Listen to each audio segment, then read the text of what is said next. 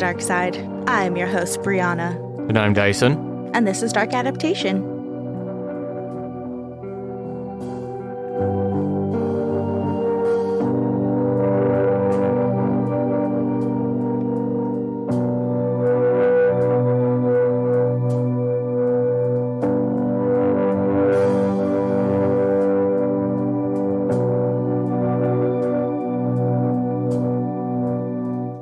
Welcome to episode 42. It's episode 42. What you gonna do? It's also the third episode of November.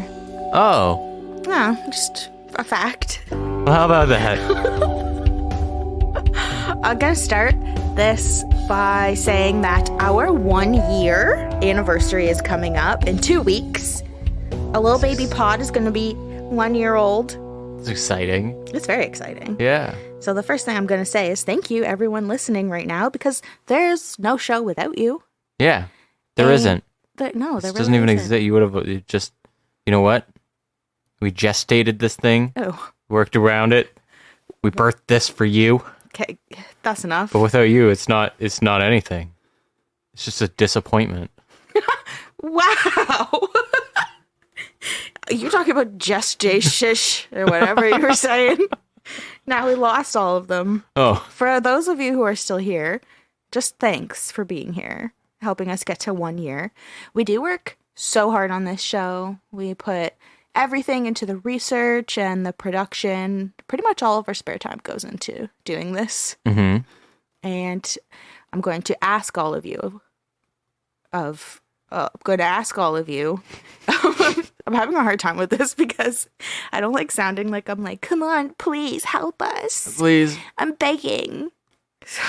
But I just want to ask you guys to help us celebrate our 1 year anniversary.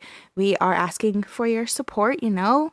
The show is a lot of work. We love doing it, but we do want to grow to be bigger and better. Mm-hmm. So there's a ton of ways that you can support us. The first is by buying a patch. It's very pretty. It's embroidered. It's iron-on. It's only $14 and it has free shipping.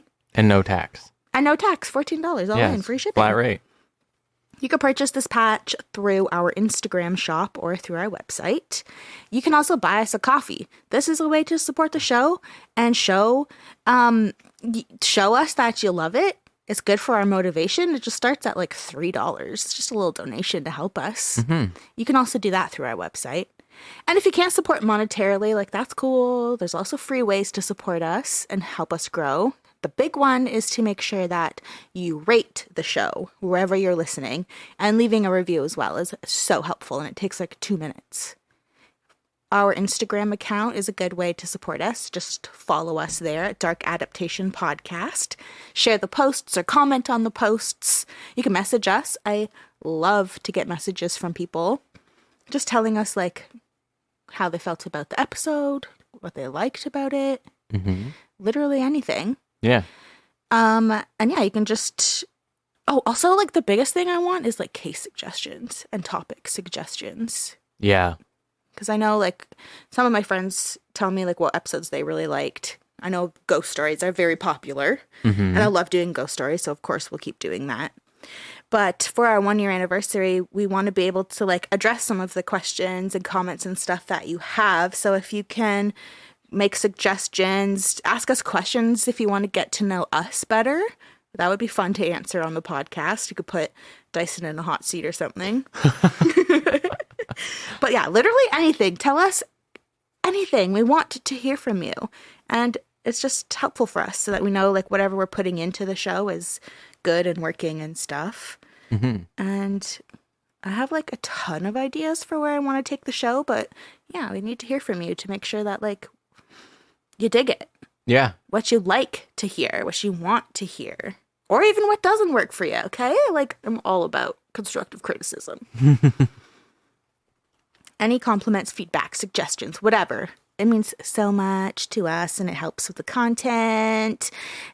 And just, like, helps out, okay? And, like, do the stuff that I mentioned to support us. And this hurts my ego a lot. I don't like having to be like, come on, guys.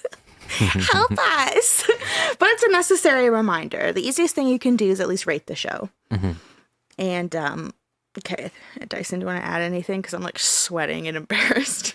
Thanks for everyone who already did rate the show. We've got a few of them out there. Yes, we do. Yeah. Especially when we get reviews, I always shout them out, read it, Mm-hmm. message them, and be like, oh my God, thank you. Yeah.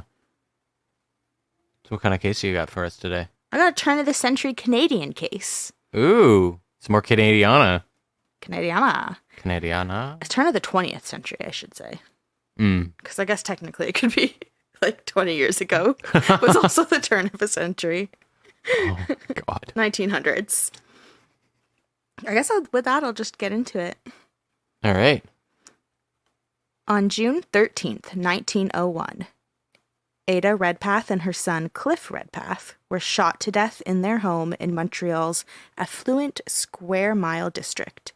Police weren't called, there wasn't an investigation, only a coroner's inquest with a verdict that's unsatisfying, to say the least. To this day, everyone from armchair sleuths to historians wonder what truly happened in the Redpath Mansion that fateful day. Today, we know this case as the Redpath Mansion Murders, but to many, the Redpath Mansion Murder Mystery is the more accurate title. This is a story about class and generational wealth and prominence, a story about a family in high society surrounded by loyalties and tensions. So let's dive in and figure out this turn of the 20th century whodunit. Who done it? Whodunit. Who done it, isn't it? Whodunit it?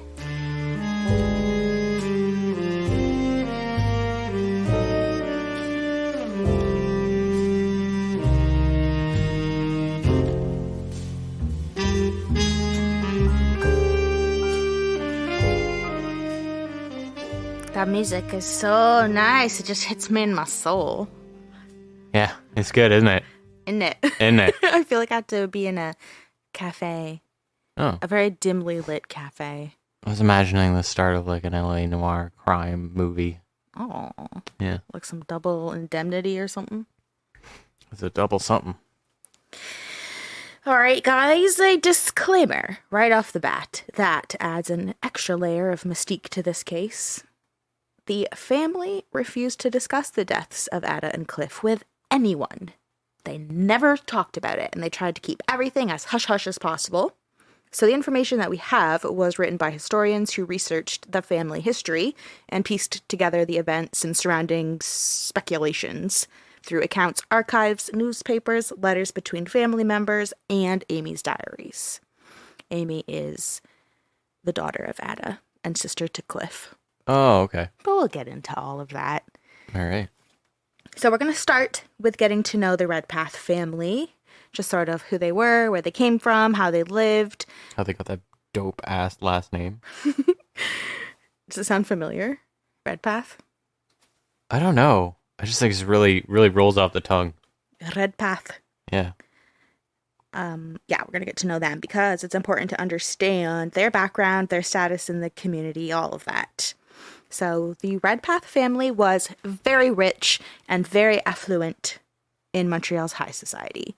John Redpath immigrated to Montreal from Scotland in 1816 and built his success and legacy from nothing. Like literally the voyage over to Canada left him nearly penniless, so he disembarked the ship that he came on at Quebec City and walked barefoot to Montreal. Oh, fuck. Yeah. Even though he only spoke English, he used the trade skills he had learned in Scotland to gain employment in the construction industry, and he worked as a stonemason and eventually established his own company. He was Protestant and worked on construction projects with Catholic society and secured the contract to build Montreal's Notre Dame Church. Oh, wow. Yeah. That's really cool. So, like, obviously there was architects and stuff that designed it, but his construction company is the one that built it. And that church is so beautiful. Gorgeous. Gorgeous. He also constructed the Lachine and Rideau canals, which was a huge feat. There was tons of people who had tried to make those canals, and it just always fell through. But him and his crew got it done. And then there was like a ton of other public and commercial buildings that he constructed And his career expanded into real estate, developing the Montreal Stock Exchange. You name it, he dabbled. He was a businessman. No kidding. And he was a very successful businessman. He made a lot of money. And in 1836, he purchased 235 acres of land on the slopes of Montreal. He built a mansion for his rapidly expanding family on a property he named Terrace Bank. And then he divided and sold the remaining acreage and used the profits to establish Canada's first sugar refinery in 1854. Redpath Sugar. Oh, never heard of it. What? There's literally some in my kitchen right now. That's why if you're like sitting there like Redpath, that sounds so familiar. It's because like, yeah, this guy literally made that first sugar refinery in Canada. That's really cool. That's still around today. It's like amalgamated with another company, but yeah, it's still around. Who doesn't love sugar? Maybe diabetics. Diabetics, yeah. They still love it. They just have to control the insulin. That's all. Yeah, like dogs to chocolate. Do dogs love chocolate, though? Mm-hmm. Oh, God. They'll eat it. I guess dogs will eat anything. Yeah. So this area of Montreal, I was going to say Mount Royal from now on, because it sounds like I'm saying Montreal really weird. Montreal. Montreal. Yeah. So Mount Royal, where he had built his mansion and sold off all the acreage that he had originally bought, whatever. It became known as Square Mile and was basically a self-contained community with beautiful homes, gardens, and buildings at the base of the mountain. Parts were elevated, and Square Mile was pretty much detached from the realities faced by most Montrealers who lived in the smog and chaos of the Industrial Revolution. Okay.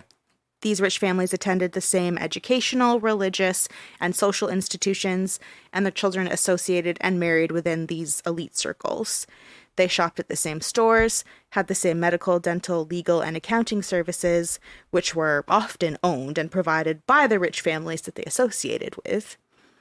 They'd grow their businesses by creating business partnerships with each other and sitting on each other's board of directors, and of course, keeping business within the family. Cute. By encouraging fathers, brothers, uncles, and in-laws to work together. All right. Just nepotism.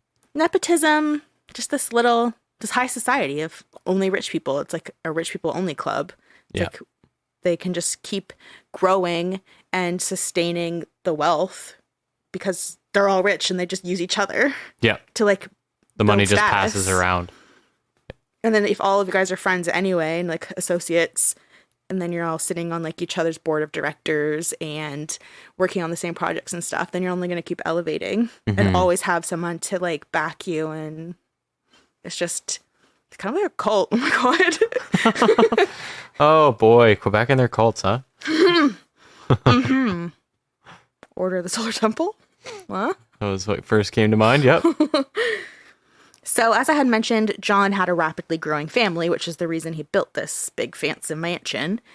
He had 17 children. Holy fuck. Yeah, he had 7 with his first wife, Janet, and she ended up dying of cholera. So a year later, when he was 39, he married his second wife, who was 19. Her name is Jane, and together they had 10 children. 17 children. Who, of course, the blood ties continue when these children married into other wealthy and influential families in the area. So marriage strategies, as it was called, like these were used This is the worst consulting firm I've ever heard of. These marriage strategies were used to like ensure that Square Mile families controlled the area's wealth, power, status, just like this restricted access to the elite. It's like just bizarre. I can't imagine living that way. I would definitely be down there with the people in the factory and the smog. Toiling away. So hopefully that little history lesson was interesting, first of all. Oh, But yeah. also helped paint a good picture of the area, the people, and what high life was like at the time we're talking about. So that it just kind of sets this scene for the tragedy that happened on June 13th, 1901, and why it's so mysterious and unsatisfying. So let's discuss the events of the day and the people who were involved in this case. Let's. let's start with the people so you know who I'm talking about when I talk about the events. Yes, let's. In 1901, the Redpath household included the comings and goings of many people, but the main people we're focusing on is the matriarch of the household, Ada Redpath. Ada or Ada? Probably Ada. Ada. I don't know. Ada Redpath. Her daughter, Amy. Amy's maid and quote-unquote companion, Rose. And Ada's son, Cliff, and Peter. So all of the children were adults by this point. They were in like their 20s and 30s. Ada's father-in-law was John Redpath. So the man I talked about who walked barefoot to Montreal and established this entire family and their wealth from nothing. So she was his daughter-in-law. And she herself had come from a wealthy, affluent family when she married John's son, John James. JJ. Oh my God. And I thought this was actually very interesting. Her marriage contract stipulated that she would control her own assets as if no marriage had taken place. Oh. And in her will, Ada left her estate to her surviving children and stipulated that in the event her only daughter Amy was married, she was to have complete control over her portion as though she never married. Smart. Just like Ada. So I thought that was very interesting, especially because when Ada would have married John James, it was like the mid 1850s. So long ago. Yeah. But she had, like we've learned, they're just marrying within all these crazy wealthy families. So like she was like standalone rich anyway. Yeah. So it's just kind of cool that it's like, I'll marry you and we will continue this quote unquote marriage strategy, but I'm keeping all my money. Yeah. And no one's going to tell me what to do with it. And my daughter, if she ever gets married, she's keeping her money and no one's telling her what to do with it. Yeah. From all accounts, the family was very close. Sadly, John James died in 1884, so Ada had actually been a widow for years. And she spent nearly her entire widowhood sick with insomnia, anxiety, nervousness, and melancholia. Woof. She would spend the summer and fall in Upper New York State Sanatorium, and when she was home in Montreal, she'd try and live a normal life. She'd entertain guests, go shopping, and visit friends and family, but it was always with her daughter Amy, because Amy was like her constant caregiver. And Amy wrote in her diary that at the beginning of 1898, so 3 years before the tragedy, her mother was not well and that, quote, life is really a burden to her. Ada's health continued to deteriorate. She was paralyzed on one side of her body. Her eyes had ulcers. Her joints were in so much pain. She wore braces and she had neuralgia of the jaw. What the fuck? So she was just like a mess. Yeah. And at this point, it's like 25 years of her being sick. But like in the last few years, it's just so bad. At the time, since it was like, turn of the 20th century, it's 1900, doctors didn't exactly know what was wrong with her. It was just like, I don't know, she's just like has nervous symptoms. But people who study this case now say she likely had some sort of like rheumatoid arthritis or something. Oh, okay. Like something really bad like that. And then insomnia, anxiety, whatever. That's pretty straight up. Yep. But she definitely lived an uncomfortable life. Yeah, for sounds like it. A lot of it. Sorry, my eye ulcers are acting up. Eye ulcers. Ugh. There's like letters where she would write to like Amy or friends or whatever and be like, sorry, I haven't written in like 3 weeks. It's because I couldn't see, but my ulcers are starting to like wean down a bit. Oh my God. It's not funny. It's fucked up. It's so fucked up that you just can't help but laugh. It's insane. So What is that? Insomnia, anxiety, nervousness, melancholia, paralyzed on one side, eyes had ulcers, joints were in so much pain she wore braces, and neuralgia of the jaw. 8 things that she's dealing with. And then, honestly, the insomnia alone is awful. So, for example, this past week, I've had a horrible time sleeping. And there was one night that I really didn't even sleep, and I just kind of stayed up for like 24 hours. And that's hell. For me. Yeah. Dyson's looking at me like, I do that on a regular basis. I really do. That's because no one reached around the back of your head and powered you down. It's true. So, yeah, all those symptoms, and because of the last couple of years, her health was just so bad. She ended up spending like pretty much every moment in her bedroom being taken care of by Amy and her son Cliff, and then Rose, who was the maid. And she was incredibly physically dependent on these three people, but even more like emotionally dependent on Cliff, her son. She was like kind of obsessed with her son. Okay. In like letters and stuff, always writing like, "Oh, my heart hurts so much, I miss you," and like, I wish I could see you more. When are you coming to be with me in New York?" And like stuff like that. Like, And like meanwhile, Cliff's just like, Jesus Christ, she's such a clinger. God damn. potentially. And he is the youngest of the children, so it's like also the baby of the family. So Mm. it was just, we'll speculate more on that. Okay. The Redpath children's lives revolved around the family business, Redpath Sugar, and family health problems. Because not only was Ada in this state, their her other son Peter, so Amy and Cliff's brother, also had health problems. And when he was home, Amy, and mostly Amy, also had to take care of him. So Fucking poor Amy. yeah, and Amy is the oldest, and she's also the only daughter. And she was responsible for running the household and looking after everything. As a woman, number As one. a good Protestant gal shall. Yeah, as a woman, and also because she's the oldest. And she also just seems like she takes charge and is like, "It's fucking fine, I'll fucking do it." So, yeah, firstborn child, only daughter. She was 33 years old in 1901. She did get married later in 1906, so after the tragedy we'll talk about, to a distinguished physician named Dr. Thomas Roddick, who we will actually talk about later. Raw dick? Roddick, Roddick, not raw dick. Good for Amy. Amy. So even though she did marry him in 1906, it seemed that up until that point, she was like super uninterested in marriage. She never expressed any desire for marriage, never really talked about any male suitors or anything like that. In her journals, she never talked about her love life.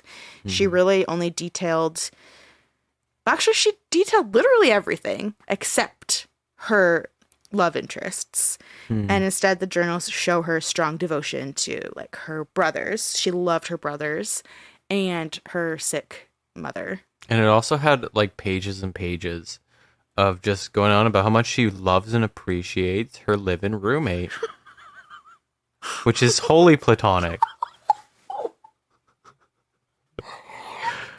Am I accidentally jumping ahead here? Like, not really, but to me, I'm like, oh, okay, Amy and Rose, there was a little bit more going on there than just that was the maid. Yeah. You know what I'm saying? Well, yes, you do, because Yes. Picked up on it right away. So yes, Amy would help her brothers, like she loved them. She would help her brothers with literally anything, business, affairs, all of that. She helped her brother Cliff study for his law exams and was always there for her mother. She accompanied her mother to medical and dental appointments and basically kept vigil at her bedside when they would call it like ill flare-ups, like or flare-ups of ill health or something. Yeah, I have flare-ups. Okay, well, those are, we don't know what those are.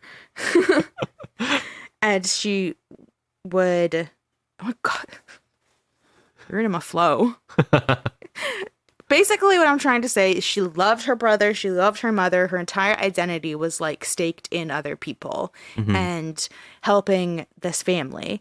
And she completely took the role on of family matriarch, managing the household and tending to her mother and brother's ailments and needs. She even hired household staff to keep up with it. She paid the bills, organized repairs, renovations, spring cleaning. She did the family shopping.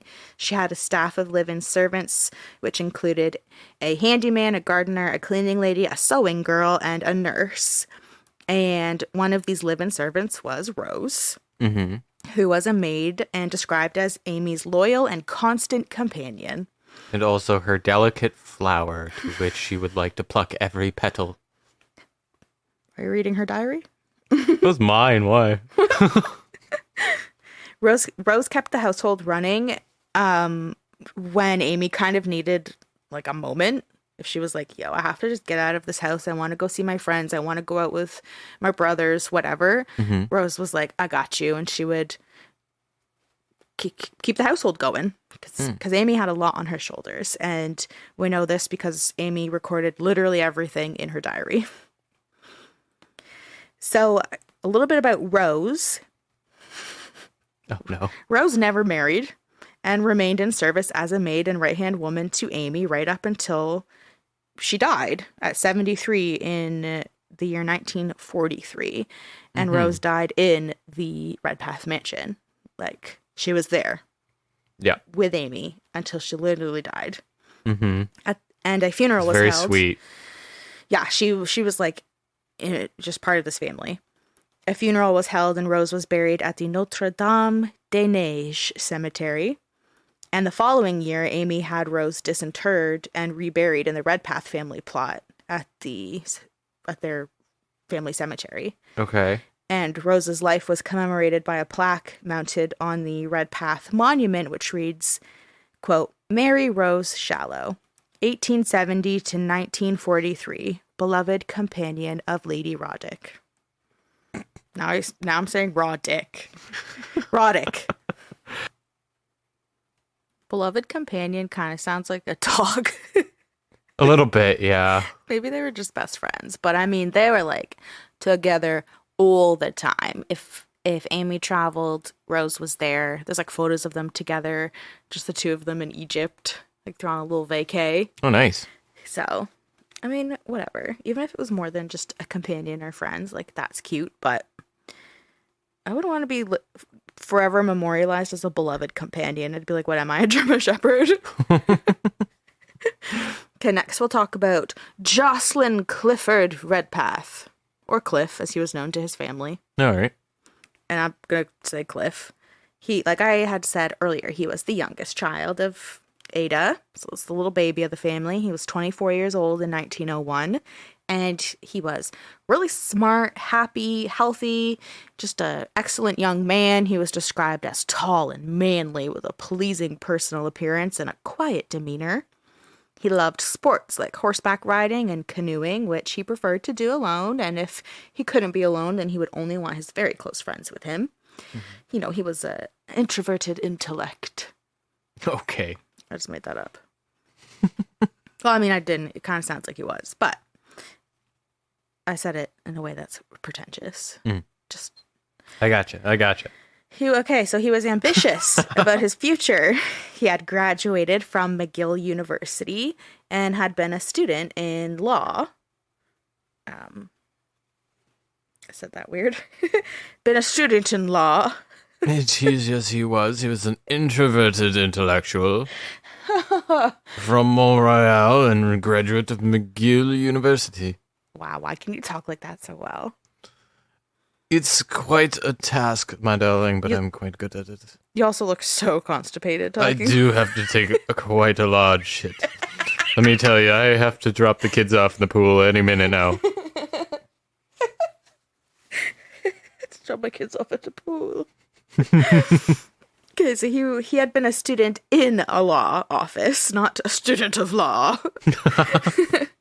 But he had left this law office to go and study for his bar exam, which was coming up in July of 1901, so a month after the tragedy. He had already secured a position in a law office with a, quote, team of leading lawyers. Jag. This is Jag. He just had to pass the bar and he was in. He was good to go. And it was only days before his death that he had applied to write the bar exam. So just super ambitious about his future. He was going to be a part of a team of leading lawyers. He lived in the family home, the Redpath Mansion, his entire life. And he and Amy were close, like I mentioned, and they spent a great deal of time together. They attended a lot of the same social activities. which makes sense because, again, this elite society where kind of what you do, you're all friends with each other. And in her diary, Amy describes walking or riding on the mountain together several times a week. So they were like best friends. Okay. Letters between him and his brother Peter reveal that Cliff, as the only son at home, was responsible for managing the family fortune, especially because it's fucking 1900s. And even though Amy was more than capable of doing literally everything, it's like, oh, the family affairs of money.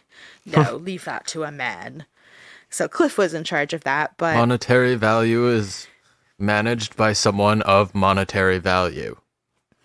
It's a really dickish thing to say, actually. your face was like, didn't even want to say that. So No. I guess thanks for committing. You're welcome. That's all I do. So yeah, Amy literally did everything except manage the family fortune, which fell on Cliff's shoulders since he was the only son at home regularly. But he would always write letters to his brother Peter, just asking for advice because Peter was the oldest son. He was born like a year after Amy. So Cliff was described as devoted and attentive to his mother. For example, he traveled with her when she went to Upper New York State in the summer. He kept her company, like literally doing anything. Like he'd read books to her. He'd just talk with her, especially during these like flare-ups of ill health. Yeah. Just oversaw her care whenever he could. If Amy was absent, if, Rose was doing other stuff, whatever, he was there all the time. And this is all in between him going to school for law. Like, he's busy already.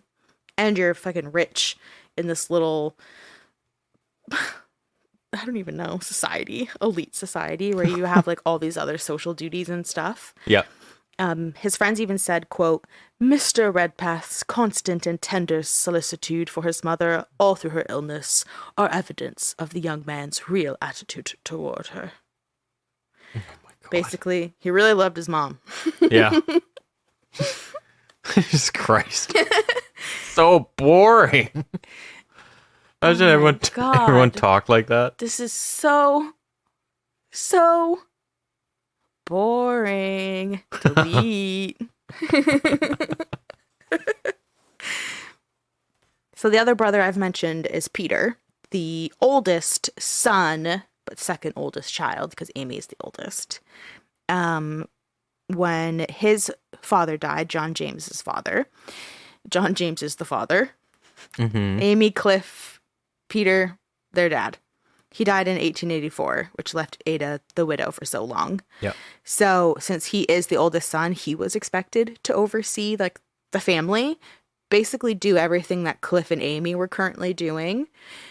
But he also was sick. He was the other son that was sick all the time.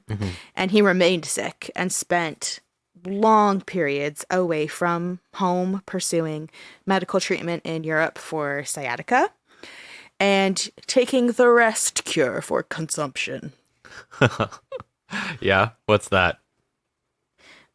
It's tuberculosis. Oh. But are you making fun of me? Because I used to think it meant you ate too much.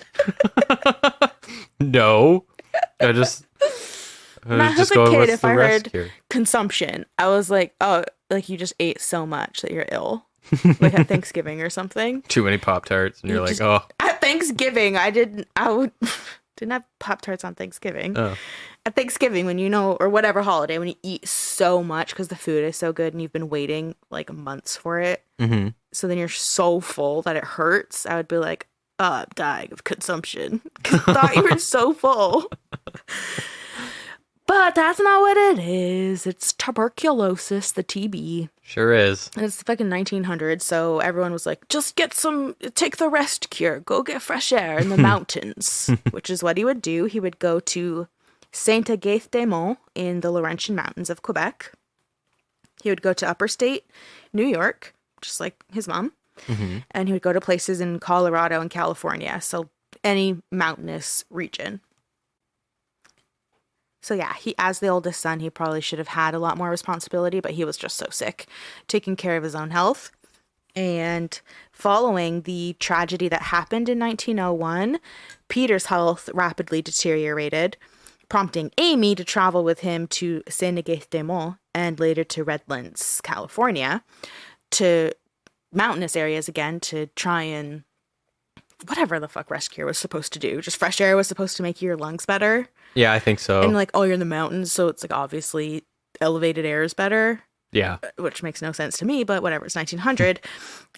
But he actually ended up dying in California of the consumption. Oh, no.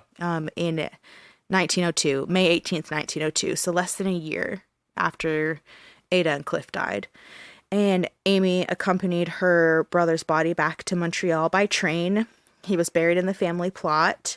And he died without marrying and with no children. So his share of the Redpath estate was reverted to his surviving siblings. Mm.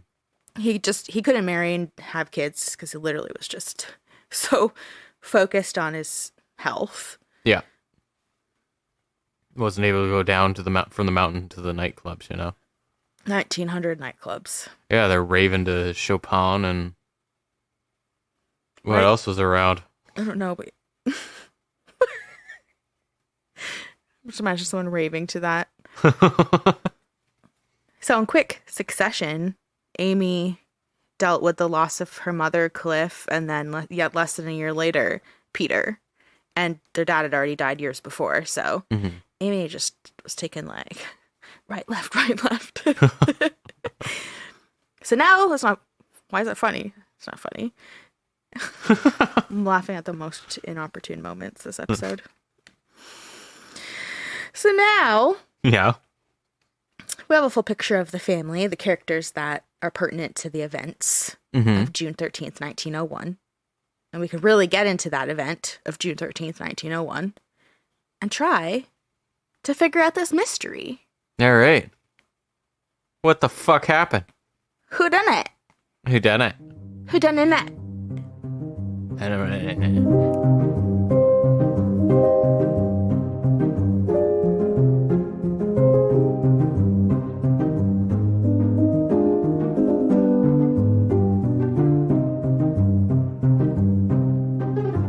So in the intro, all I really said was that Ada and Cliff were shot to death in the Redpath Mansion. The police weren't called, so no investigation was conducted. All that was done was a coroner's inquest, and then no one ever talked about it again.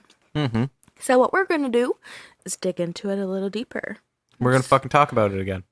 We're going to dig into it deeper, see what's going on here. So Cliff had been in downtown Montreal from around noon to 5 p.m. on June 13th, and he returned home to the mansion located on the corner of Sherbrooke Street West and Redpath Street. I just wanted to help them flex that there was a street named after them. It worked. The mansion is not there anymore. It was demolished in like 2014 or something. Oh. It was just kind of shit. No one kept it up. Oh, okay. Anyway, that's not part of this. So, close to 6 p.m., Peter, the brother, hears gunshots being fired, and he realizes that they came from his mother's bedroom. So he runs towards the sound and finds his mother and Cliff lying on the floor, surrounded by blood, and he sees 2 revolvers. Rose and other servants rushed to help, but Ada was gone. She died almost instantly from a shot to the back of the head. She was also shot in the right shoulder. Cliff had been shot in the forehead temple area, just kind of above his left eye, but he was still alive. He was just unconscious. So he was apparently rushed to the Royal Victoria Hospital, which is about 10 minutes away. But he never regained consciousness, and he died at the hospital around 11:30 p.m. So he took all of the answers as to what happened that evening in Ada's bedroom with him. Oh, no. The family didn't inform the police. The police did later learn about it, but it was kind of by accident, just through, people gossiping and eventual news reports and stuff. But the family didn't tell the police. And they refused to give out information about the shooting and ultimate deaths of Ada and Cliff. And Ada left her estate, which was made up of stocks, bonds, and real estate, to her 4 remaining children. Obviously, it would have been 5, but Cliff died in the hospital. And the estate was valued at $180,000 in 1901. Oh no. $180,000 now would be $580 million. Jesus, no. Damn it. 5 million. Oh, okay. It's a tad off. Just a bit. So since the police weren't called, there wasn't an investigation. So really only speculation was had. So the news of the tragedy was widely published with front page coverage in all different newspapers, including the New York Times. Mm-hmm. And this case attracted such wide publicity because it's the Redpaths. They're so well known, and they're like one of the richest families in Canada. So people are like, what the fuck happened in that house? Yeah. Immediately, acquaintances of the Redpath family began gossiping amongst themselves about what happened, since the family was so tight-lipped, which led to some talking and speculating with the press. So newspapers reported that Cliff had been in poor health, which was exacerbated from studying for the bar exam.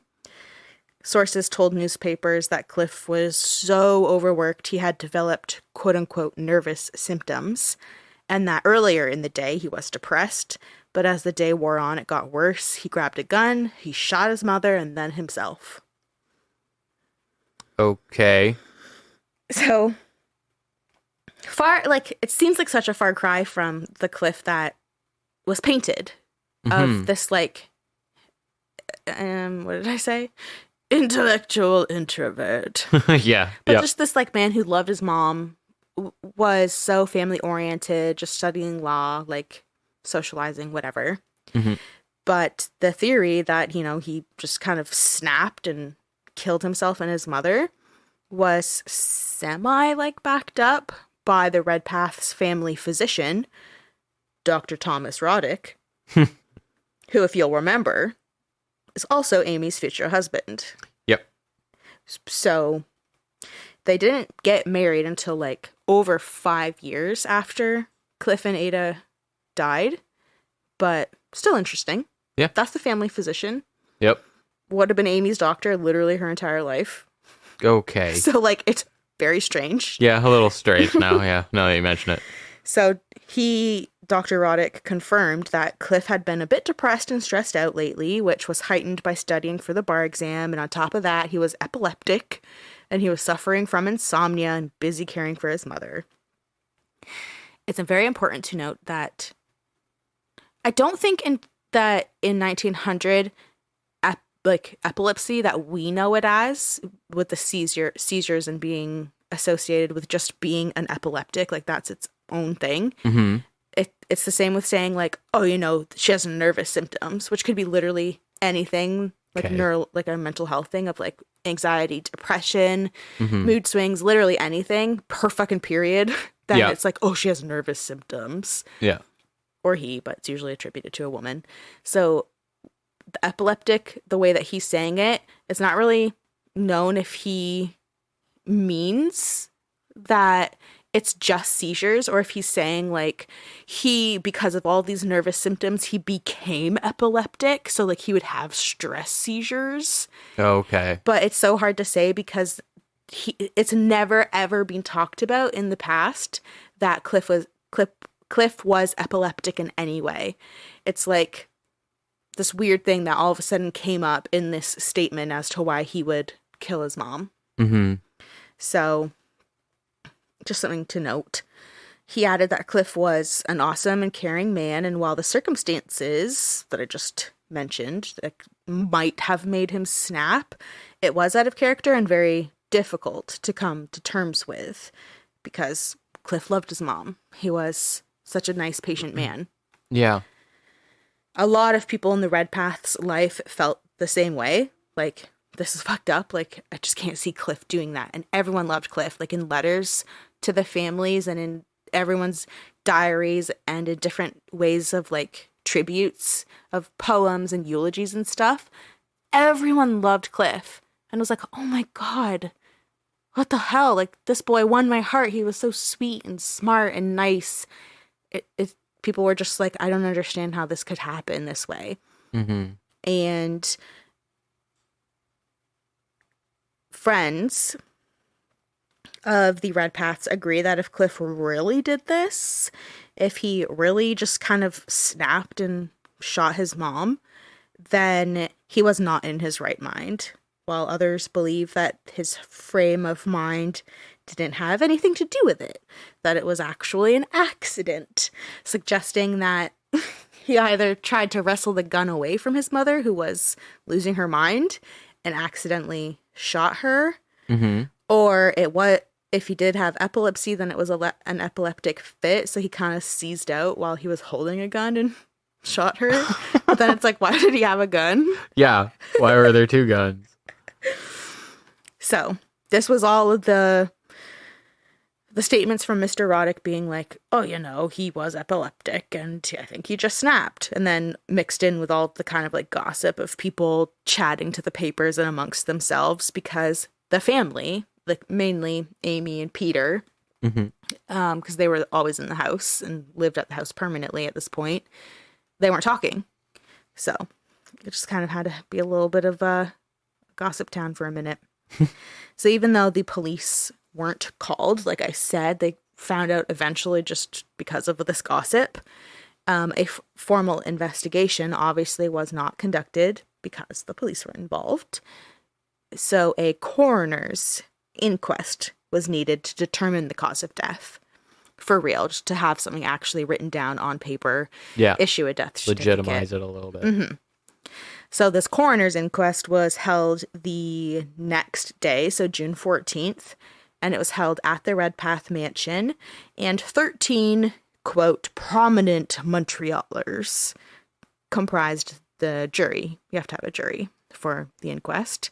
It's just funny to me because, quote unquote, prominent Montrealers, that's probably people from Square Mile. So it's people who are all associated with this family anyway. Yeah. So already it's just so like, if all these families were like socializing together, marrying into each other's families and stuff like that, they're obviously it's already tainted. Immediately, this jury is already like, well, at the end of the day, we're kind of invested in the Redpath family for reasons X, Y, and Z. So we're going to have to handle this one with like care, meaning what kind of image, like what will fuck up our image the least. Right. So the jury heard testimonies from Peter, the brother, and then a few doctors, Dr. Roddick, Dr. Patton, Dr. Campbell, because they were all involved in mostly Cliff, because he didn't die right away. He went to the hospital. And then they also heard from Rose, the maid, or Amy's companion. And then a man named Charles Fleet, who was Amy and Cliff's uncle. And he lived, like, next door or something. So he was always at the house. Okay. The coroner was a man named Ed McMahon, and he led the inquest. So the first thing that the juries had to do was view the bodies of Cliff and Ada. Let's examine them a bit. Check out their wounds. I'm not sure what they examined. Check out these wounds.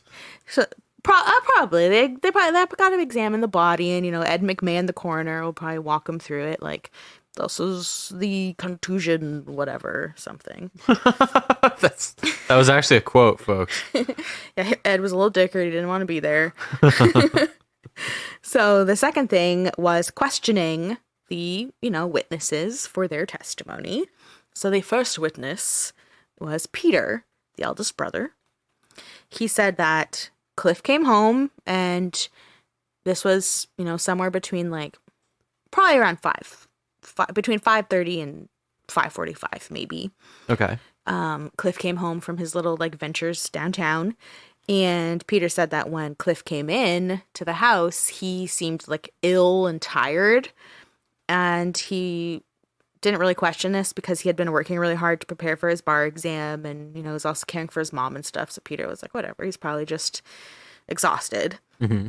Cliff went up to Ada's room, just right up in there. And Peter claims that it was only a few seconds later that he heard gunshots. He heard one and then followed by two. So there was three total, which does make sense because Cliff had one in the head and Ada had one on her shoulder and the back of the head. So Peter hears this and he runs to the bedroom, and he had to break down the door because whatever, I guess Cliff locked it or something, or maybe Ada locked it, but he had to break the door down to get in there. And when he got in there, he said he saw Ada, his mother, lying on the floor. Several feet away from her was Cliff, who was also lying on the floor. They were both in pools of blood, and there was a revolver about a foot away from him near his hand. And he said that he finished off his testimony by saying that Cliff had been very nervous for some time. Okay. And then we get Mr. Roddick up here, and he's called on to testify, and he says that he was called because he's the family physician, and he was supposed to confirm the deaths. Based on the position of the bodies, he believed that Cliff killed Ada and then shot himself afterwards. He said that Cliff was epileptic and not responsible for his actions before, during, or after the shootings. He said Cliff had an epileptic attack a few days before the death of both of them, before their deaths. Mm-hmm. And the doctor advised him to just get some rest. But this wasn't noted anywhere. Like, there wasn't any, like, record that Cliff had gone there with an epileptic attack. Yeah. And it's literally an epileptic attack, not a seizure. He's just had epileptic attacks. The next doctor was Dr. Patton, and he said that he received a call at around 5:50 p.m., and shortly after that, he arrived at the Redpath Mansion, and he arrived at the same time as another doctor named Dr. Campbell, and he found the two bodies and the two revolvers in the room, and Cliff's wound was to his left temple, and Ada's was to the back of her head. And then Dr. Campbell says everything that Dr. Patton said, but then adds that he noticed that there was foam in Cliff's mouth, and he said that that's a sign of an epileptic attack. Okay. Which, fair, but it might have nothing to do with seizures or epilepsy. It could be because he got shot in the head. Yeah. So then obviously you have immediate brain trauma and damage, and that could cause you to convulse or seize. Yeah. So it could have been something that happened after he was shot in the head. Yeah. So, like, to me, I'm like, that doesn't really mean anything. Then they get Rose up there, the maid, constant companion. And she said that she heard the shots and she went towards them straight away. She was like right behind Peter, and after Peter broke the door down, she went in as well. And she saw the two bodies a few feet from each other. They were both on the floor. She said that she saw the two revolvers, and they were both near Cliff. And she said that she'd never seen the revolvers in Ada's room before. Okay. So I believe that means that there was revolvers, but they could have been Cliff's or someone else's. They were in a different part of the house. It's like there was just no reason that there would ever be guns in Ada's room. Right. And then the last person that gave their testimony was the guy I mentioned, Charles Fleet. He was the uncle to Cliff and Amy and Peter. And like I said, he was a frequent visitor to the mansion because he lived, I think, next door, or at least a block away or something. Like, he lived right in the area. And he's family, so he was always over there. And he said that, actually, I have no idea why he was at the house. Maybe he was just visiting or he was called over. I'm not sure. But he said he was there. And Dr. Campbell, the one doctor that was there to, assess the bodies, he said that he handed the guns to Charles, Dr. Campbell did, and that Charles took them and locked them up right away. And then, knowing that he was to come and testify at this inquest, he brought the guns and showed them to everyone. and testified that he'd never seen either one before. But then again, he didn't live in this house. He had nothing to do with the guns. Right. So it's like, that's nice that you've never seen them before, but your testimony doesn't really matter. And also, why are you here? He's just dramatic at this time. It's just a chance to get out of the house. Yeah. Or again, it's like that no one in the family is talking. And they're saying at this inquest the bare minimum. And it's Peter and Charles, really. So it's like, Amy isn't testifying at all. Like, I don't even know if she was in the house when this happened, or if she was. It's certainly never mentioned. But maybe they just needed another man from the Redpath family to, like, testify. So that it would seem more credible, because maybe if Amy got up there, they'd be like, what does a woman know? So, like, maybe they're like, well, I mean, Charles lives, like, right next door. Let's just have him come up. Yeah, the more prestigious the person testifying, the better the argument. And he was, like, another very rich, prominent man. So this is literally the testimony. This probably took, like, 10 minutes for this jury of 13 prominent Montrealers to listen to.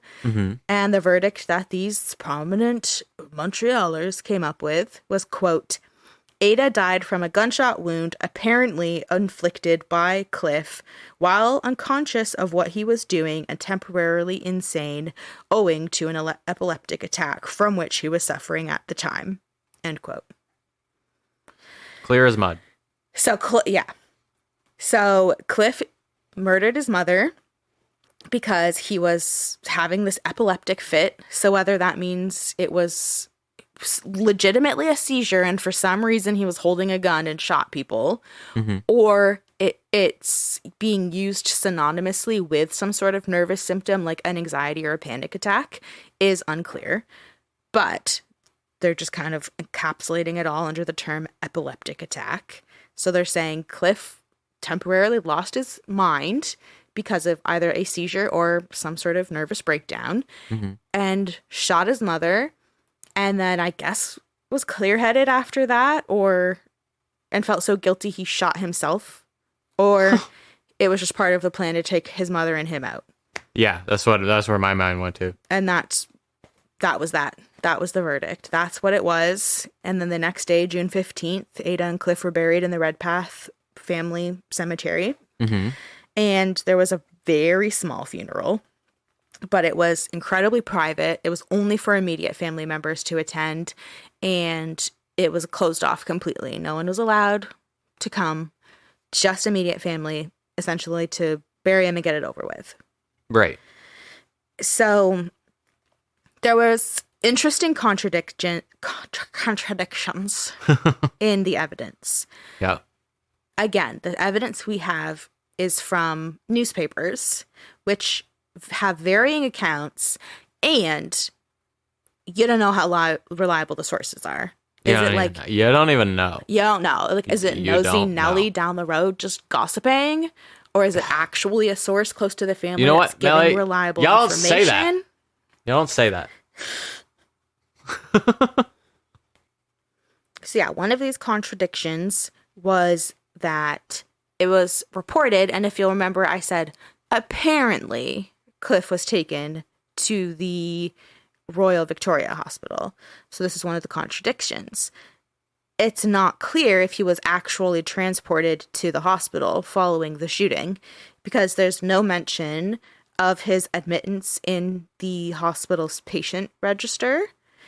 And again, that could be for a number of reasons. Either it was so chaotic they didn't register him in, or he is from a prominent family and this bizarre shooting happened, so maybe they didn't want a record of it, or it's because he never went to the hospital. Right. Another contradiction is that Dr. Roddick, the family physician, testified that he had arrived at the mansion and examined both bodies. But it's unclear if or when he even did that, because it was determined that he was in Toronto. He was in Toronto on the day this all happened. Yeah. And he didn't get back to Montreal until the next day, so the day of the inquest, and likely only came back because he wanted to be a part of this inquest and give this statement about how Cliff had been complaining of nervousness and epilepsy and all of these things. Mm-hmm. So if he examined the bodies, he couldn't have done it on the day it happened. He would have had to have shown up before the inquest and looked at them. Yeah. So that's another contradiction.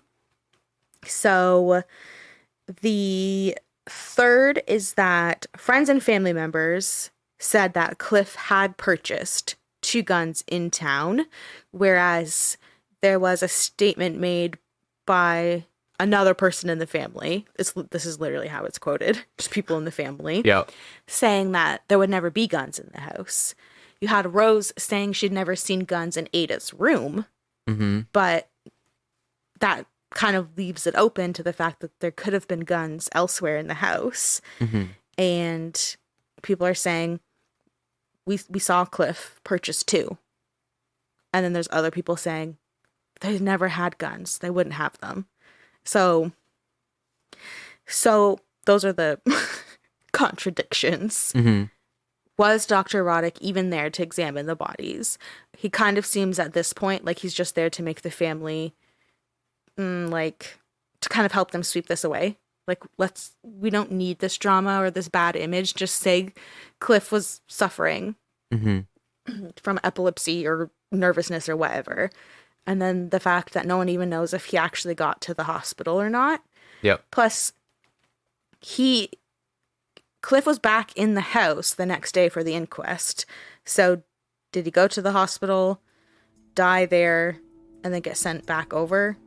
Or did he not even leave the house at all? Yeah. And did he actually die when they said he did? Like, Yeah. just contradictions that make it so much. This is what helps poke holes in it, to be like, well, see, no one even knows what the fuck happened. Mm-hmm.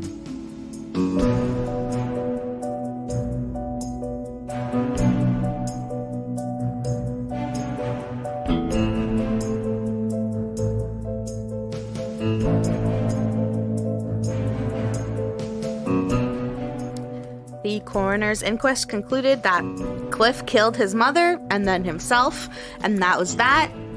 The family didn't want to talk about it anymore, but, I mean, we're still talking about it, and it's like 120 years later, Yep. right? 121 years later? Yeah. 121. And that's because people are like, no, something else was happening here, or there's more to this story, and people are completely unsatisfied with this. Why weren't the police ever called? There wasn't even an investigation. You just have this weird coroner and doctor who was either in fucking Toronto or not even around, Yeah. giving statements like, oh, like, I don't know, Cliff was epileptic, and there's no record of that, but let's not talk about it. It's very straight. It's just the not calling the police at all is just the weirdest fucking thing to me. And then never ever talking about it. And even the coroner's inquest, like, I think it was McGill University, like, years later, that went through archives and found the inquest records, like the transcript of it. Mm-hmm. But up until then, even that was like super hushed. No one wanted, like, the family really didn't want it to be anybody's business. And I think in the newspapers at the time of this, it was just straight up said, just the verdict, like, Cliff shot his mother and then himself, and in a moment of, like, essentially like a lapse in sanity. Yeah. Due to epilepsy or epileptic attack or whatever. So this is the part where we can ourselves sort of speculate and talk about the potential, like, suspects as to who actually committed this murder, or even if it was Cliff or Ada, or just Cliff, or just Ada. Why? Mm-hmm. So, do you want me to ramble on with these notes I've taken just based on stuff I jotted down while I was researching? Like, this person had a motive, blah, blah, blah. Or do you want to start with how you're feeling and thinking? The uncle did it. The uncle did it? Kidding. I think he just wanted to be there. Oh, Charles. Yeah. The one who's like, I've never seen these guns in my life. But it's like, here they sir. are. He took them and left, which is suspicious. It is, actually. That's what I mean. It's like they just wanted another, like, prominent man in there for, like, credibility to be like, I was on the property because I am a neighbor and I am family and I took the guns and locked them away. I did the responsible thing and I've never seen them before. Why? Yeah, I 100% think, like, I don't think he did it at all. No. I think they just handed the gun to him and was like, hide this because we're not calling the cops. Yeah. And they're like, if someone finds out, like, we can still determine what we want to say for the excuse. And then realizing, like, oh, okay, well, our mother is dead. She's literally has a will that needs to be executed. Mm-hmm. Obviously, they want their inheritance. And you can't do that without a death certificate. And there's this strange death. So they have to have this coroner's inquest.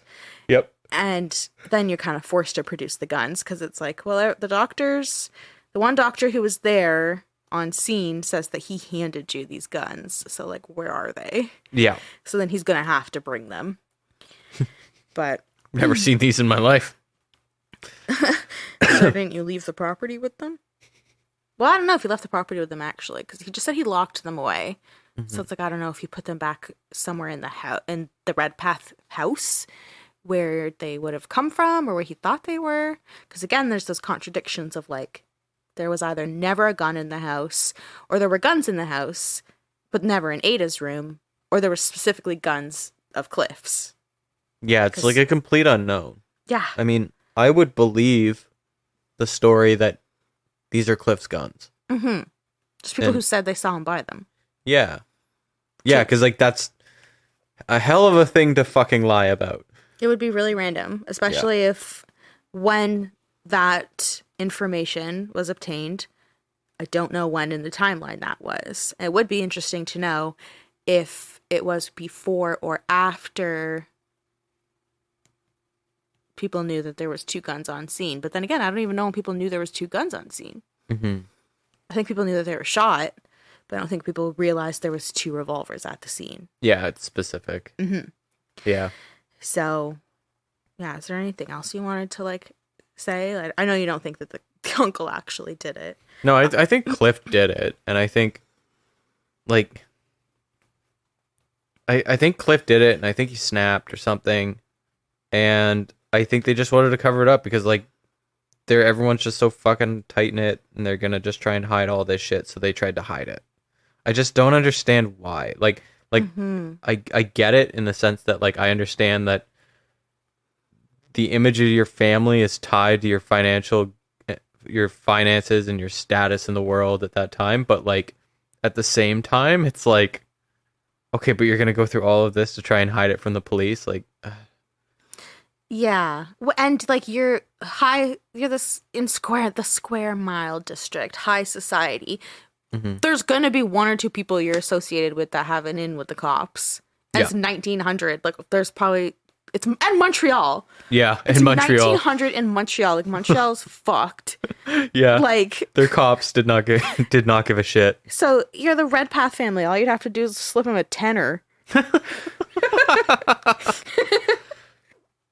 just looking at all of my notes here. So yeah, this part, it's like, we're pretty much done with the case. Because, like, that's it. The inquest is just, Cliff did it. And we really don't know why. We'll blame an epileptic attack. And yeah.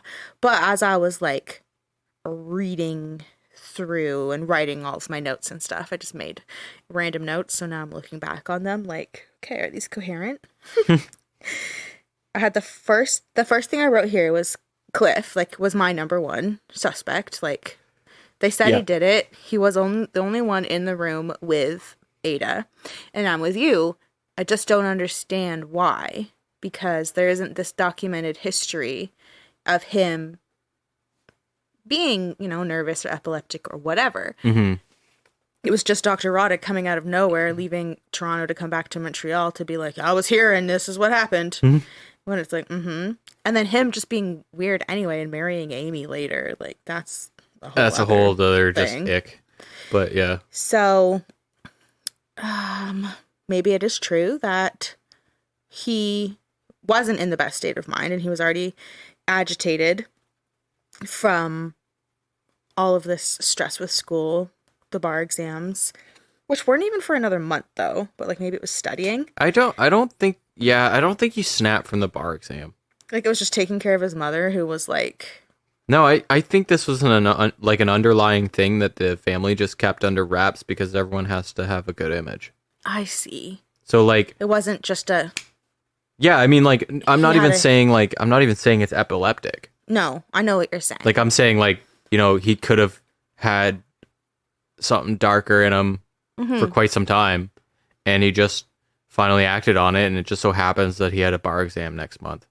And maybe that's also why it like goes in with Ada being like so obsessed with him. Like it's not just that he's the baby of the family, but it's like she knows he's a little different than the other siblings, and she's trying to take care of it. Yeah, and she wants to like still be close to him, and even though she's sick, but just so she can't really do too much about it, but she knows her son is a little bit different, a little off the rails, maybe gets a little moody or whatever. Yep. So he was probably the last person that should have went out and bought 2 guns, but he did. There's also like, when I was researching this, I'm like, well, did he, like, if he had this like dark streak or was a little unpredictable or whatever, where people worried that he would like spill some sort of like family secrets or family drama or something, and someone else took him out, but then like Ada was like collateral damage because she's old and burdening everyone anyway, so it just like took her out too. Yeah. And then it's like easy to be like, well, Cliff did it, but it's actually because he was like gonna start revealing some shady shit. I don't think that's what happened, but I like to picture it. It's very elaborate.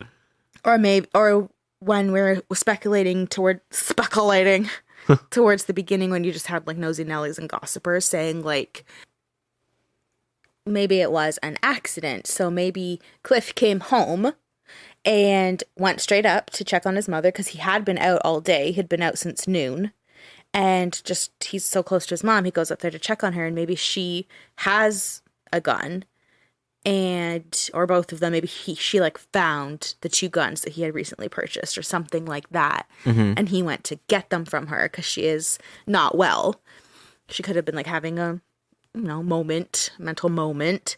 And something happened where like the gun accidentally went off. He accidentally shot her, or in like the struggle to get the gun away, realized what he did, and because he's so close to her and it's obviously something you can't take back, you just killed your mom, then he killed himself.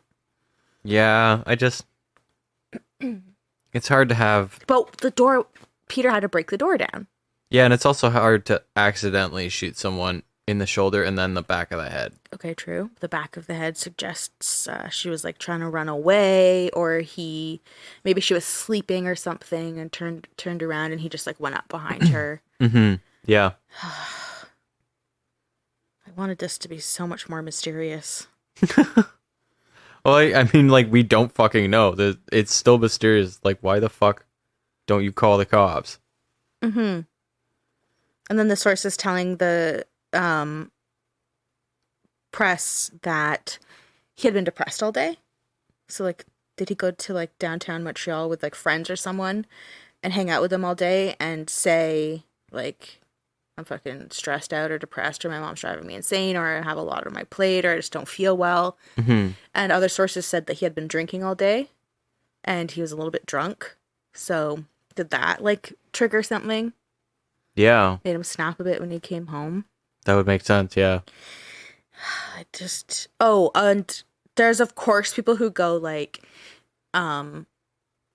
Ada found out that her like love, pride and joy Cliff was gay, and so he had to silence her. But it's like, if she found out he was gay and never told anyone, and just he killed her to silence her, how would you know that? Yeah. I didn't think that's what happened. Yeah, that's just again, we have no idea, but I'm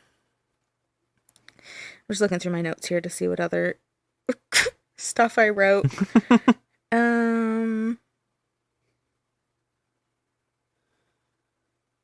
Amy did it. Well, the notes I wrote for Amy were that it appears that she wasn't even there that day, or at least during the evening when he came home, Mm-hmm. when Cliff came home. So, like, was this by design or was this by coincidence? In a letter that Amy wrote to her sister-in-law 2 months after the tragedy, she was referring to, like, this unpleasant business of having to destroy all of the letters. Mm-hmm. So, was this Kobe son? He has to always mess with the plastic bags. Anyway, ignore my cat in the background. So, in talking to her sister-in-law, saying that she went through all this unpleasant business of destroying letters, Mm-hmm. there was another time when, between Amy and her mother, when she was still alive, she wrote in a letter, quote, "I was very glad indeed to hear from you the other day. I tore up your letter as you asked. I was awfully sorry about the news that it contained." And this was years before Ada was even dead. So, like, this family was already in this sort of groove of destroying letters. So maybe that could add credence, like, lend credence to what you said, that Cliff or the family in general had this dark streak. And since they were so prominent, you'd never want these letters to leak. Yeah. So they were in this constant habit of destroying letters, which is already shady. Yeah. And, like, maybe it doesn't have anything to do with Cliff and the darkness. Maybe there was, like, business dealings that were fucked up, or maybe that's why the police were never called, is because they already had paid off police for other things, so they can easily, like, call in a favor and be like, I wouldn't put it like, I would not be surprised if there's, like, definitely some shady dealings going on at this time in Montreal, in that area. and this is like Like the Montreal. most prominent family Yeah. with all of the money in this, like, contained area of elitism. Is that a word? Yeah. Is that the right word? Yeah, I would say so.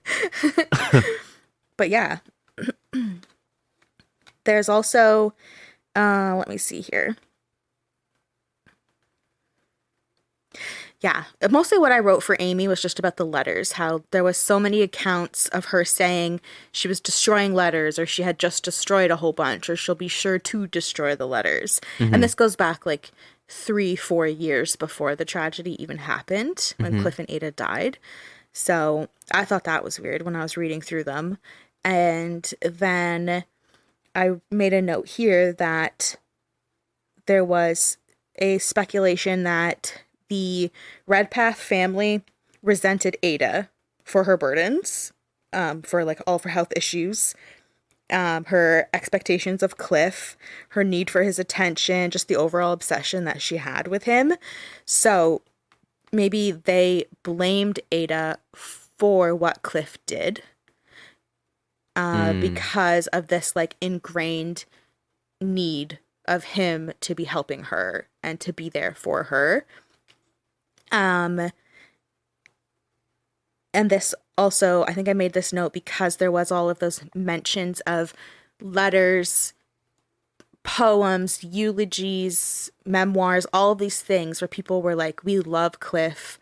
He's amazing. He's so great. We never saw any of this. But no one really did that for Ada, even outside the family. Like, it seems like people had their own problems with her. Yeah, that's a good point. I think I might be leaning towards that now. I have a toss-up now. I can't tell if it's like he had something that just was there all the time, or he did snap because it was just so demanding and burdensome, and like, maybe he did snap in the moment. Like, maybe he didn't come home from his little ventures downtown. Maybe he was fine. Maybe he was a little bit sick and tired. Peter said he looked ill. Maybe he wasn't ill. Maybe he was a little bit tipsy or drunk. He was definitely tired. He's so busy. But maybe he was like, oh, okay, I've been downtown for 5 hours. I gotta go home and check on my mom. Maybe he went up there and she was like, where have you been, Cliff? You left me alone for 5 hours. I've been alone in this bed. You're never here for me, or something stupid like that, where he snapped and was like, I'm fucking always here for you. I literally go to New York with you. the only reason that I'm thinking, like, no, And he like was like, pow, pow. I think he premeditated it Two revolvers. Two revolvers for two shots. Like, so there was one shot and then there was two shots in quick succession. So, like, if it's a revolver, you can just shoot and you're good. Mm-hmm. You just take another shot. He took a second one in case it jams. That's what I think. Because why else would you, like, if you're heated in the moment, you go downstairs, you're not grabbing both. Mm-hmm. What is she gonna do? Juke you out for fucking close range? How many shots? No, but he took two, and she was shot in the shoulder and in the head. Mm-hmm. So, like, maybe it was just bad aim. Yeah, but what I mean is, like, he brought two. Shot her. Yeah, what I mean is he brought two, though. We don't know both were fired, though. Yeah, I know. I see what you're saying. Yeah. Yeah.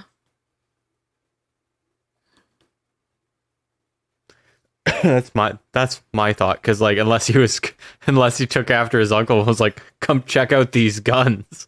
Mm-hmm. Have a close look. I don't think that means it's premeditated, though. I think the reason I think that is because you have to have a real good presence of mind to be like, I need both of them. No, you like don't. I don't know. I feel like if you're heated, you run down, you grab a gun, and you come back upstairs or whatever. But, like, If you yeah, grab both of them. I think it can go both ways, though. Mm. I understand what you're saying, but I also don't think that means it has to be premeditated. Because if you bought the guns together, Mm-hmm. and you're already in this, like, state of obviously distress, you purchased them together, so maybe you just grab them together. Mm. Or maybe he had never even fired them before, and he was like, I'm gonna bring both because I'm just grabbing both of them. Mm-hmm. Or maybe he carried in the case that they were in or something, and one fell, or, like, I mean, we don't know. Right. But I don't think that because both were in the room, it means it's premeditated. Mm. Because, like, if there was only one in the room, you could argue that it wasn't. He just grabbed the gun. Yeah. But, like, he's obviously in a state where he just murdered his mother. So, like, his mind isn't clear anyway. Yeah. So it's like, you just grab the guns. Mm-hmm. So I think it can go both ways. Okay, fair. So then the other people we can talk about are the women. So, like, I can't really see Amy having anything to do with this.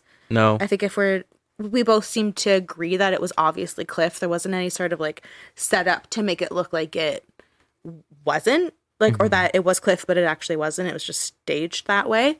Mm-hmm. And the only other suspects for, if we were agreed that it wasn't Cliff or something, is Rose and Amy. But I can't see women doing this, especially in 1900. The women typically don't use guns to kill people. It's usually like, that's way too loud, that's way too messy. And there are also Cliff's guns, like, And there are Cliff's that he guns. recently bought. Like, Yeah. But Amy was, like, in charge of this fucking house, and that's her best friend. She would have known probably that he bought those guns, which again attributes to her heavily being quiet and Yep. being like, Charles, take these guns because they were Cliff's and he's my best friend and my brother, and I didn't hate my mom for what she's done to him. Mm-hmm. So, yeah, and then again that goes with Rose, the maid. Like, I doubt that she had anything to do with it. The beloved companion? The beloved companion. There's, like, I'm, like, writing notes, and I'm like, was she more than a companion? Did she want more time with Amy, so she killed Ada out of jealousy What are and those resentment? doodles you've drawn? And she was tired of taking care of Ada, so then when Amy went out, the responsibility was on her, so she snapped, and then Ada took out Ada, and then was Cliff just collateral damage? Oh, just fun stuff like that. Yeah. What else for Amy? Oh, the only other thing I wrote here was that it's interesting that she married Dr. Roddick later, but, like, I don't really know what to make of that. And I just think it's something that happened in the time, and it's just weird. it is just, maybe she's like, even though before it was like, she never expressed any interest in men, and talked about getting married. It's like, maybe this kicked that interest up because Roddick stepped right in and was like, listen, I don't want your family's image to be messed up. I am the family physician. Let me just help. And say, like, oops, Cliff did it because he was temporarily insane. Anyway, let's move on. And then maybe Amy was like, oh my God, you're my hero. And fell in love with him. Listen, this is speculation central right now. The only other person then that's a suspect, if it wasn't Cliff, is Peter. He's the oldest brother. He was in the house. He's the one who said, like, well, Cliff has been nervous for a long time, and he has been nervous, and he looked ill and nervous. A little fidgety. And, yeah. But, like, why would he murder his mother? He was sick. He couldn't even get married and have kids and live a normal life because he was so sick. Yeah, like, if he didn't want to, if he hated his mother so much, he would just go somewhere else to New York or something. Yeah, like, just leave the house like he had been. Yeah. Or Cliff was gone for 5 hours, so he could have just killed her and not had to have killed his brother. It would have been so elaborate and so out of left field. Yeah. But then some people are like, well, Peter was the oldest, and he should have always had the responsibility that Cliff did. But because he was always sick and having to take care of himself instead of his family, did he, like, have some sort of frustration or rage and, like, just snap? But yeah, I don't know. Just then he wouldn't be going to these health retreats. Like, you know? Exactly. I mean, that pretty much sums up the interesting parts of the notes I made. But, you know, I think it's fairly obvious that it was Cliff. Yeah. Just, oh my God. I mean, yeah. Just Occam's razor, right? Like, the most obvious answer is usually the right one. Yeah. But, and then I lean on things like, well, Peter did have to break the door down. And then I was going to say, like, well, did he? Because no one else corroborated that, but the maid Rose did. But then also she's like fucking, she might as well not even be referred to as the maid. Like, she's a part of this family. Yeah. So, like, she would also corroborate that. But what motive would anyone else have to do this? Like, there isn't really one, unless it was just the money. If only Ada died, I'd be like, okay, obviously it's about the inheritance. No one wanted to take care of her anymore. She was too much of a burden. So they took her out. But then there's Cliff. So then it's like, is that the same reason that he did it? Did he kill his mother because she was a burden? Amy is his best friend. She's overworked, taking care of this household, this family. Maybe Cliff didn't even want to be a lawyer or something. Or maybe it was a lie. Maybe he wasn't even a, like, partner, you know? Or wasn't going to pass the bar or something. And then he would disappoint everyone. So maybe he took Ada out so Amy didn't have to take care of her anymore, and took himself out so he wouldn't be a disappointment. What a way to not be a disappointment. Well, you're a mystery, that's for sure. But then you still leave Amy with a mess to clean up. Yep. So, like, this whole... my head hurts! Call the doctor. Call Dr. Raw Dick. Paging Dr. Raw Dick. He comes in, stop saying it like that. This is why I can't work at a hospital. I would do that. Roddick. Nope. I will not stoop to your level. Not yet. Anyway, Jason, do you have any other comments? Because, like, I think that we could just keep going forever on this. And, yeah.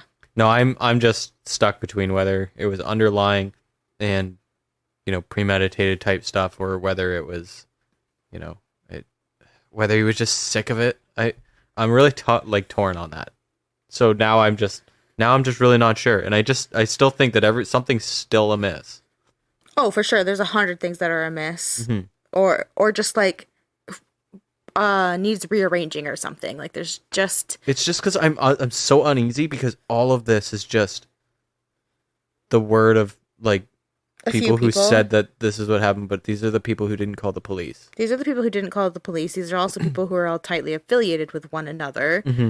One of the richest families in Montreal, Canada. Yeah. Like, I can see why people are like, this is a fucking mystery, and it fucking is, because I mean, as much as we can try and piece together, like, okay, well, if assuming A, B, and C of the initial story is correct based on what we can assume is an unreliable source, then I would go with this. But you could go down so many rabbit holes. I know. Picking which element that you used on your initial assumption is a lie. Exactly. Yeah. Exactly. Like the newspapers, like the newspaper articles are a huge source here. This is what helped us piece it together. But the newspapers themselves are contradictory and supplied by quote unquote sources who might just be nosy Nellies who were like, oh, well, I heard that Cliff was, you know, suffering from nervous symptoms. And it's like, I don't know. Where'd you hear that from? Yep.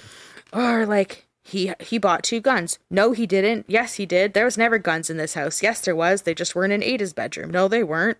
And you're like, what? Where's the truth? Yeah. I think that's why this case is so, like, keeps people wondering, because obviously, number one, it's the Redpath family. Yeah. It's this beautiful, rich neighborhood in Montreal. It's actually, it is a murder mystery. Maybe it's not so much a whodunit, like from your and I perspective, but there is people out there who think Cliff didn't have anything to do with it. It's truly a whodunit who staged the scene. Like, was it Peter in the bedroom with a candlestick? But it does have a very Hasbro feel to it, doesn't it? Yeah. Yep. Kind of does. So it's just, I think one of the reasons it's so intriguing is because a huge reason is wanting to understand this is like motive. And it's like, well, we don't really understand the motive because we don't understand why, if Cliff did it, which we both believe he did, why he did it. What happened? What was like the domino effect here? Because obviously something snapped or clicked in or whatever. Yeah. That made him come in, storm upstairs, go to his mother's room, and a few seconds later just shoot her and himself. And I can't blame people for saying like, well, like, I'm not easily dismissing an outside job. Because I mean, like, people, like, one, that fucking happens. Things get weird with families in power and stuff, but like, also I understand the like captivation of it. Like, this sounds very familiar to like Honey and Barry Sherman, for example. And you can go like, well, there's the same elements as to why we think that's so interesting. Yeah, you know, exactly. There are these like giants like living a world we don't really understand, and it's so prestigious and stuff. And then their death is just a big question mark. Like, yeah, how did it happen? Why did it happen? And was it, you know, because of like, was it because of the money and family wanted money, or what, right? So like, there's it like the Honey and Barry Sherman one. People are still speculating about it, and there's not really been a ton of change for years and years and years. I can see it following the same trajectory. Well, clearly, I mean, it's been 120. Yeah. 21 years. Yeah. And like you said, you can understand why there's people who maybe fall in that category of thinking it was an outside job. And that is another, the 2 guns, the 2 revolvers is something that comes in where it's like, I think people are like, well, only one was used, but you throw in this extra revolver to help stage the scene. And then it looks even more weird. Like, well, what was this? Some sort of like standoff, like between the 2 of them? Or even if it was just Cliff that did it, the family still stages it with this extra revolver to add that mystery, to be like, well, we don't want it to just be so simple. Let's put this extra revolver in there. And then even though we know Cliff did it, we love him dearly. We don't want him to take all of this fall. Let's put the extra revolver in there and maybe make it look like him and Ada had some sort of standoff. But ultimately, the coroner's inquest didn't determine it that way. Yeah. But you just don't know. You just don't know. I think that's, I don't know. I guess that's where we'll leave it. Okay. Because, like, I don't know what else to say. We could just keep going. Let them go down the rabbit hole if they want to. Let the listener, you right there, what do you think? Do you agree with us? Was it Cliff? Do you have your own theory? Oh my God, I love hearing other people's theories. Like, no, you know what? You didn't talk about this. This goes right back to the beginning of the episode where you need to message us and give us your comments and thoughts and compliments and whatever. We want to hear from you. What do you think about this? The best place to reach out to us is on Instagram, Dark Adaptation Podcast. And that's where you can message us all of your thoughts about this case, or even if you don't have anything to say about this case, that's fine. Just give us other case suggestions or comments or whatever, because we are having our 1-year anniversary. And we want to have like tons of feedback and whatever from you guys to be able to just kind of bring up on the show. I mean, it can be like questions you have for us, whatever. Literally anything. I want a message about literally anything. You could be like, hey, I have purple shoes. And I'll be like, that's really cool. Can you send me a picture of your purple shoes? And yeah, I mean, if you can support the show by like buying us a coffee or purchasing one of our beautiful patches, that's obviously hugely appreciated. But then there's like the easy ways to support. Rate the show 5 stars. Leave a little review. You know, just helps us grow. It takes 2 minutes. And yeah, Dyson, do you have anything you want to add? No, that's it. Great episode. Thank you. Thank you. Next week, we'll catch you on the dark side for another true crime case. Bye.